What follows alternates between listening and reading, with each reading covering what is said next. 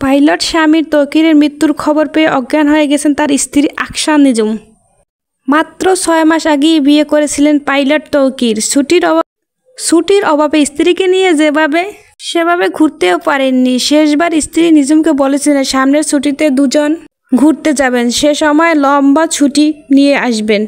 তৌকির তার কথা রেখেছেন, লম্বা ছুটিতেই নিয়ে আসলেন। তবে চলে গেলেন জীবনের ওপারে। স্বামীর মৃত্যুর খবর কাঁদতে কাঁদতে অজ্ঞান পড়েছেন স্ত্রী আকশা নিজুম। এই নিষ্ঠুর নিয়তি মেনে নিতে পারছেন না। নিজুমের হাতের মেহেদির রং এখনও শুকায়নি।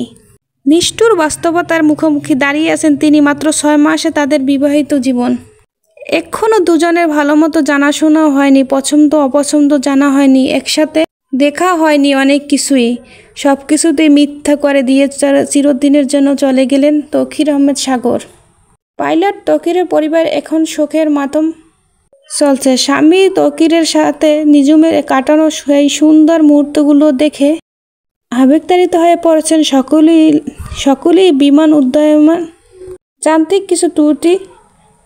বিমানের উড্ডয়নে কিছু সময় পরে যান্ত্রিক ত্রুটি বুঝতে পারেন পাইলট তৌকির আহমেদ সাগর। বিমানের যান্ত্রিক ত্রুটির কথা তিনি জানিয়েছেন। তিনি চেয়েছিলেন বিমানটাকে লোকালয় থেকে দূরে নিয়ে যেতে। সামনে স্কুল দেখে শেষ চেষ্টাই করেছিলেন তৌকির, তবে শেষ পর্যন্ত সব চেষ্টাই ব্যর্থ হয়েছে। শত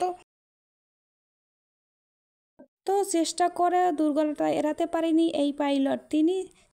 তিনি চাইলে প্যারাশুট নিয়ে শতভাগ নিরাপদে বিমান থেকে বের হয়ে যেতে পারতেন, কিন্তু নিজের জীবন দিয়েও শেষ সময় পর্যন্ত তিনি চেষ্টা করে গেছেন। তিনি চেয়েছিলেন বিমানটিকে নিয়ে জায়গায় নিয়ে যেতে।